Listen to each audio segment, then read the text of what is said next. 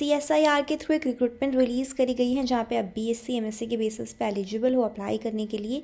Technical assistant, technical officer as well as senior assistant manager something ऐसी कोई post और भी रिलीज़ करी गई है। सबसे अच्छी बात है सैलरी बेस काफ़ी अच्छा है, क्योंकि अगर आप CSIR के थ्रू देखो तो ऐसी रिक्रूटमेंट बहुत कम रिलीज़ करी जाती है, बहुत कम रिलीज़ करी जाती है। इट मीन इसकी इन्फॉर्मेशन बहुत कम लोगों तक पहुँचती है, तो अप्लाई भी बहुत कम करते हैं। That's why seat number of seats भी इसमें काफ़ी कम होती है। बाकी की डिटेल मैंने कवर कर दी है कि कैसे अप्लाई करना है। अच्छी जॉब है, परमानेंट है, आपके अलाउंसेस आपको प्रोवाइड किए जाएंगे, सैलरी बेस काफ़ी अच्छा है। लेकिन अगर आप देखो तो साइंटिफिक असिस्टेंट जितना है यहाँ पे सैलरी बेस आपको मिल रहा है। डिटेल मैंने कवर कर दिया, तो आगे की वीडियो देखते हैं। तो जैसे मैंने आपको मेंशन किया था, आपके रिक्रूटमेंट रिलीज़ करी गई है CSIR से, that is centre for cellular and molecular biology, and ये आपका लोकेटेड है हैदराबाद के अंदर। उसके अलावा यहाँ पे आपकी लास्ट डेट अप्लाई करने के लिए 20 जनवरी। यहाँ पे डिटेल दे रखी है अपने CSIR के बारे में, तो आप वो रीड आउट कर सकते हो। उसके अलावा ऑनलाइन एप्लीकेशन का प्रोसेस रहेगा आपका। 3 टाइप की पोस्ट है।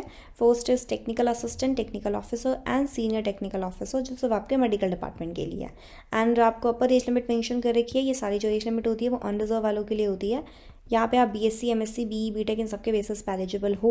एंड टेक्निकल असिस्टेंट में 18 वैकेंसी है, पे लेवल 6 का रहेगा, दैट इज 66,000। ऊपर से आपको अलाउंसेस भी प्रोवाइड किए जाएंगे। सिमिलरली टेक्निकल ऑफिसर में आपका पे लेवल 82 का रहेगा, अलाउंसेस दिए जाएंगे। एंड सीनियर टेक्निकल ऑफिसर में आपका पे लेवल 10 का रहेगा, दैट इज 1,23,000। ठीक है, नंबर ऑफ पोस्ट दे रखी है, कैटेगरी वाइज डिस्ट्रीब्यूशन दे रखा है। बाकी हम और भी चेकआउट करेंगे डिटेल में जहाँ पे इन्होंने इन्फॉर्मेशन प्रोवाइड कर रखी है। तो ये रहा आपका इन्फॉर्मेशन का पेज। यहाँ पे दे रखा है नंबर ऑफ पोस्ट, कौन सी पोस्ट है, टेक्निकल असिस्टेंट की पोस्ट है। यहाँ पे आप BSc के बेसिस पे एलिजिबल हो। BSc आपके पास फिजिक्स में, केमिस्ट्री में, बायोटेक्नोलॉजी में, then you are eligible.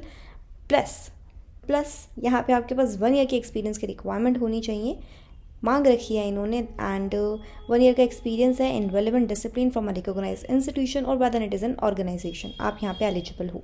And आपको यहाँ पे अपनी जॉब स्पेसिफिकेशन मेंशन कर रखी है। एंड यहाँ पे 2 नंबर ऑफ वैकेंसी रहेगी। सिमिलरली आपको और भी BSc केमिस्ट्री से पोस्ट देखने को मिलेंगी, लेकिन वहाँ पे जो जॉब स्पेसिफिकेशन होगी वो डिफरेंट होगी। ठीक है।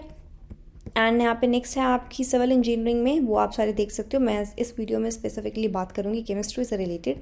तो उसके अलावा हम केमिस्ट्री की और पोस्ट सोच करते हैं। बायोकेमिस्ट्री की भी काफ़ी अच्छी पोस्ट यहाँ पर रिलीज़ करी गई है, जोलॉजी वगैरह डिपार्टमेंट से, लाइफ साइंस से अच्छी सारी वैकेंसी है, आप यहाँ पे चेकआउट कर सकते हो। एंड हम सर्च कर रहे हैं केमिस्ट्री की, तो केमिस्ट्री में और पोस्ट एक और यहाँ पे वैकेंसी दे रखी है, टेक्निकल असिस्टेंट की है, फाइन बायोमैकेनिकल्स में रहेंगी आपकी, एक ही वैकेंसी है।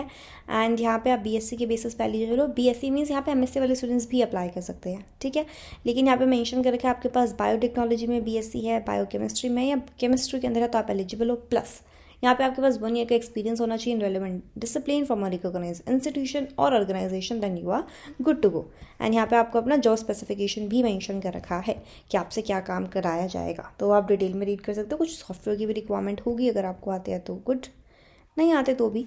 उसके बाद एक और पोस्ट आपको दे रखी है टेक्निकल असिस्टेंट के अंदर ही, BSc के बेसिस पे एलिजिबल हो। बायोटेक्नोलॉजी, बायोकेमिस्ट्री, फिजिक्स या केमिस्ट्री, अगर आपके पास इनमें से किसी भी डिपार्टमेंट में बैचलर्स डिग्री है तो आप एलिजिबल हो। प्लस यहाँ पे भी 1 ईयर की एक्सपीरियंस की रिक्वायरमेंट रहेगी। इसके अलावा मुझे नहीं लगता और कोई वैकेंसी थी आपकी BSc के बेसिस पे, नहीं है।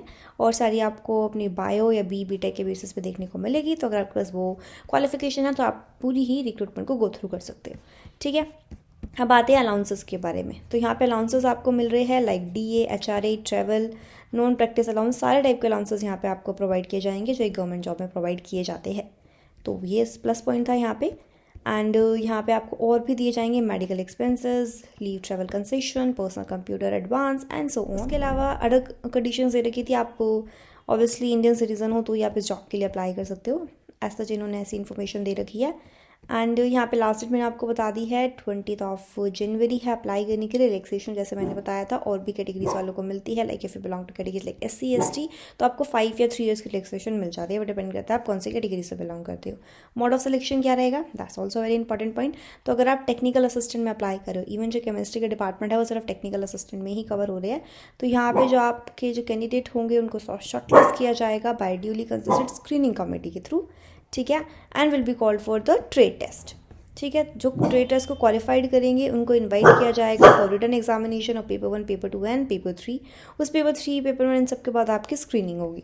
तो वो आपको डिटेल दे रखी है कि रिटन टेस्ट में कैसे क्वेश्चंस आएंगे, कितने मार्क्स के आएंगे, वो डिटेल आपको यहाँ पे कम्प्लीटली दे रखी है। इट मीन्स आपको सिर्फ अपने सब्जेक्ट के अलावा भी जीके, इंग्लिश, इन सब की नॉलेज होनी चाहिए, तो ही आप इस पर्टिकुलर जॉब के लिए अप्लाई कर सकते हो।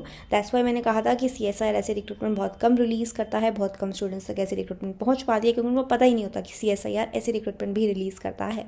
So that's why salary base भी काफ़ी अच्छा है। तो आपको यहाँ पे जीके वगैरह सबका अपने सब्जेक्ट्स के नॉलेज के अलावा भी इन सब की नॉलेज होनी चाहिए।